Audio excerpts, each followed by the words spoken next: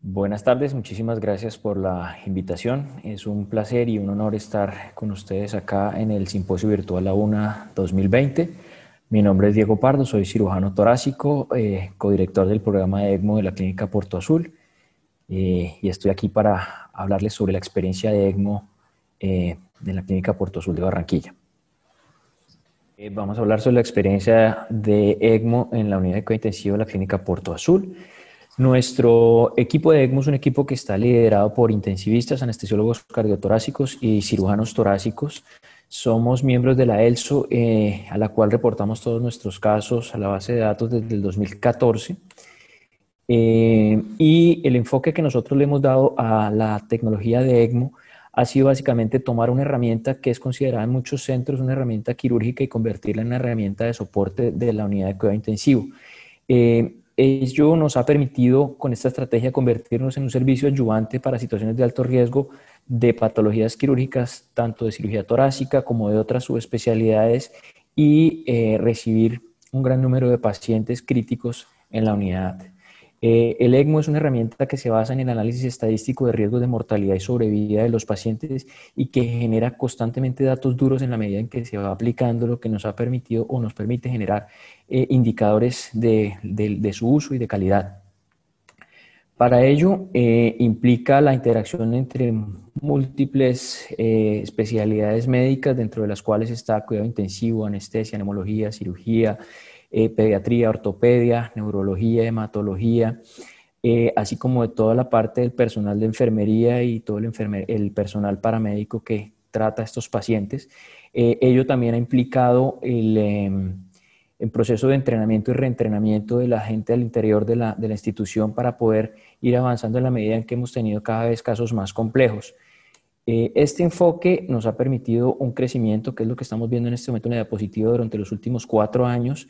Evidentemente, el año 2020 ha sido un año atípico porque la demanda de necesidad de ECMO ha sido exponencial, pero más que el número de casos, quiero destacar lo siguiente. La experiencia nuestra durante los últimos 4 años ha sido que se ha ido estabilizando las tasas de morbilidad asociadas a la terapia y ha ido creciendo de manera exponencial el número de intervenciones quirúrgicas realizadas en pacientes con ECMO. El tipo de intervenciones que se han realizado durante este periodo de tiempo que revisamos son intervenciones ortopédicas, cirugías torácicas, cirugías ginecológicas, intervenciones por cirugía vascular y radiología intervencionista. Esto lo que está mostrando es que estamos operando pacientes con patologías muy críticas que de otra manera, sin contar con el soporte mecánico del ECMO, no hubiéramos podido intervenir y salvar. Evidentemente son pacientes muy críticos y estamos utilizando una terapia que tiene una agresividad importante y ello implica morbilidad. La principal causa de morbilidad en nuestro grupo de pacientes son las insuficiencias renales de rutina. Hoy en día los pacientes, cuando son canulados, a los circuitos se les dejan unos accesos para poder conectar las máquinas de hemodiafiltración veno-venosa continua. La segunda causa de morbilidad son los sangrados en general de los sitios de canulación, que son de fácil control, pero también tenemos sangrados digestivos, sangrados nasales, sangrados de cavidad oral, dentro de los que participan obviamente en el concurso del manejo de estos pacientes otorrino, gastroenterología, etcétera. Y la tercera causa de morbilidad importante en estos pacientes son las morbilidades de origen neurológico. La más temida dentro de todas son los sangrados a nivel del sistema nervioso central, ya que los pacientes permanecen anticoagulados durante toda la terapia. Como es una herramienta que se usa para cuidado crítico, se hace y se aplica en cuidado intensivo. Nosotros, el 96% de nuestros pacientes son canulados y decanulados en la unidad de cuidado intensivo. No siempre canulamos en la unidad de cuidado intensivo de la Clínica Porto Azul, porque una de las características de nuestro enfoque ha sido que desarrollamos una red de soporte con las unidades de cuidado crítico de la región y nosotros vamos a donde nos necesitan. Inicialmente empezamos haciendo ECMOs de transporte intrahospitalario, moviendo al paciente dentro de la institución. Posteriormente empezamos a viajar a las clínicas dentro de la ciudad de Barranquilla y así alrededor de los municipios alrededor de Barranquilla, y finalmente pues estamos viajando a otros departamentos con el uso de ambulancias aéreas. La rutina inicial cuando empezamos con el programa de ECMO era una canulación única con cánulas Avalon. Son cánulas que se colocan, como pueden ver en la diapositiva, por abordaje yugular, en este caso derecho, con asistencia de ecocardiografía transesofágica. Durante el procedimiento, el anestesiólogo nos ayuda con el ecocardiograma para orientar los flujos de inyección hacia la válvula tricúspide, y con esto tenemos un paciente que está canulado con un solo acceso, lo que nos facilitaba mucho más el manejo, pues obviamente de un solo acceso vascular, el manejo del paciente era relativamente más fácil. Y con ello, en un principio empezamos a modificar conductas quirúrgicas. Este es un caso de los primeros que tuvimos, una paciente con una fístula arteriovenosa pulmonar que la tenía con insuficiencia cardíaca por el shunt. Se planteó inicialmente una lobectomía, sin embargo, una vez se estabilizó con el ECMO, se llevó a hemodinamia.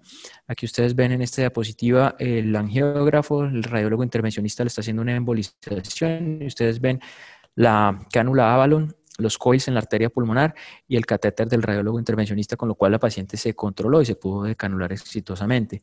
Acá tenemos otro caso nuestro, es una paciente joven con un tumor traqueal extenso que llega en insuficiencia respiratoria, se logra permeabilizar con broncoscopia rígida y láser de Thulium, y una vez se ha logrado estabilizar la paciente se lleva a una resección traqueal extensa con asistencia de ECMO veno-venoso.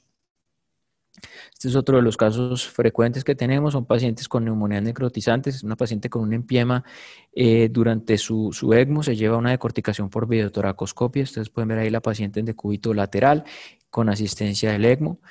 Este es un ECMO venoarterial, fue un paciente con una amputación traumática de la arteria subclavia que desarrolla un shock refractario y se coloca en un ECMO venoarterial. Aquí vemos la cánula en la vena, en la arteria femoral, la cánula venosa en la vena femoral y un introductor para dar perfusión distal al miembro inferior derecho durante esta terapia. Este es un caso que manejamos en conjunto con el grupo de ortopedia. Es un paciente pediátrico de 6 años con un politraumatismo y contusiones pulmonares bilaterales que lo llevan a ECMO y está siendo trasladado a quirófano para una osteosíntesis. Esta es otra paciente pediátrica, una niña de 8 años con una neumonía que desarrolla un SRA y requiere ECMO, y como les mencioné inicialmente, está en insuficiencia renal. Aquí ustedes ven la máquina de Prismaflex que está conectada directamente a la consola de ECMO para evitar agredir más a la paciente.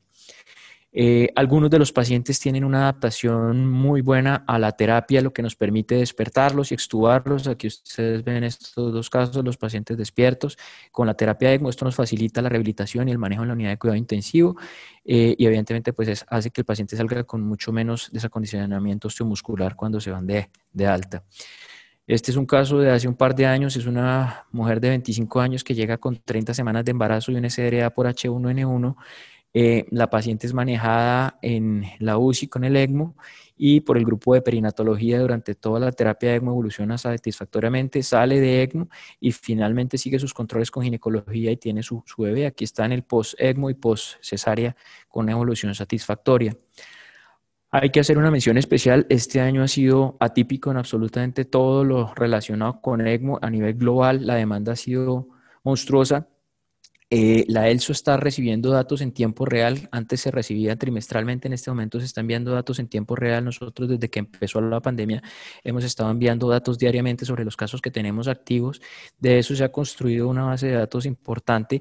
Se ha logrado demostrar una tasa de sobrevida en los pacientes más críticos de COVID-19 de alrededor del 57-60%. De ahí salió esta publicación es un estudio multicéntrico que salió publicado en Lancet en septiembre. Se hizo entre 203 hospitales en 36 países. De Latinoamérica participamos 3 hospitales, el Hospital de las Clínicas de Porto Alegre, el Hospital del Corazón de Pernambuco y la Clínica Porto Azul en Barranquilla. Hay una cohorte de 1.035 pacientes y fíjense ustedes acá en la diapositiva que de esos 1.035 pacientes el 30% fueron dados de alta a su casa, el 10% fueron remitidos a centros de rehabilitación y el 17% transferidos a otros hospitales, lo que nos da una sobrevida de 57%. Es importante cuando uno da estos números tener en cuenta que estas terapias se están colocando en pacientes que en este momento calculado tienen probabilidades de mortalidad por encima del 80%, es decir, se están logrando sobrevidas importantes con este tipo de intervenciones en los pacientes con SRA y COVID. También durante este año se construyó este consenso, es el consenso colombiano para SRA y COVID-19. Fue construido entre los coordinadores de los grupos de ECMO del país con la idea de unificar los criterios de selección y de futilidad terapéutica, y ha sido una herramienta muy útil a la hora de definir el uso de los recursos de ECMO durante la pandemia en Colombia. Un ejemplo de esto es este paciente. Fue un paciente que tratamos en el mes de abril con un SRA severo que desarrolla criterios de refractariedad en otra institución. Nosotros lo canulamos, tuvimos que modificar nuestras técnicas de canulación por el riesgo biológico del ecocardiograma transesofágico, entonces se hace canulación doble femoral y yugular derecha en este caso. El paciente llega a la unidad de cuidado intensivo en estas condiciones, esa es la radiografía. Evidentemente el manejo de estos pacientes es complejo desde el punto de vista médico y desde el punto de vista de enfermería por los cuidados que implica la consola, los circuitos, y adicionalmente a eso pues tenemos que sumar todo lo que ha implicado la protección de riesgo biológico durante este año. Este paciente tuvo una evolución, como ustedes pueden ver, las variables fisiológicas dentro de límites normales con unos parámetros de ECMO también dentro de límites normales, pero fíjense el ventilador que tiene unos parámetros prácticamente incompatibles con la vida desde el punto de vista de volumen corriente que estaba manejando durante la terapia. El paciente evoluciona satisfactoriamente y finalmente es decanulado. Y este pues es uno de los videos que este año se han puesto de moda en la pandemia. Para nosotros fue muy significativo porque es el primer paciente que sale vivo soportado con ECMO en Colombia durante una infección por COVID-19. Hemos continuado con el trabajo durante el año. Esta es una paciente que también fue muy importante, una mujer de 33 años con un embarazo de 30 semanas que llega a nosotros rescatada de otra institución. Durante la terapia de ECMO, el bebé desarrolla unas desaceleraciones y el equipo de perinatología decide llevarla a cesárea. Nosotros la asistimos durante la cesárea con el ECMO. No hubo ninguna complicación. Aquí está la bebita y hoy en día la paciente está en su casa gozando de buena salud. Como conclusiones para nosotros, el ECMO es una herramienta de sostén que es agresiva, tiene unos criterios de selección que son muy claros, los escenarios de aplicación en la medida en que uno la utilice como una herramienta de soporte en un equipo multidisciplinario son muy amplios y existe evidencia científica amplia y válida que soporta el uso de este tipo de terapias para el manejo de los pacientes más críticos. Muchísimas gracias.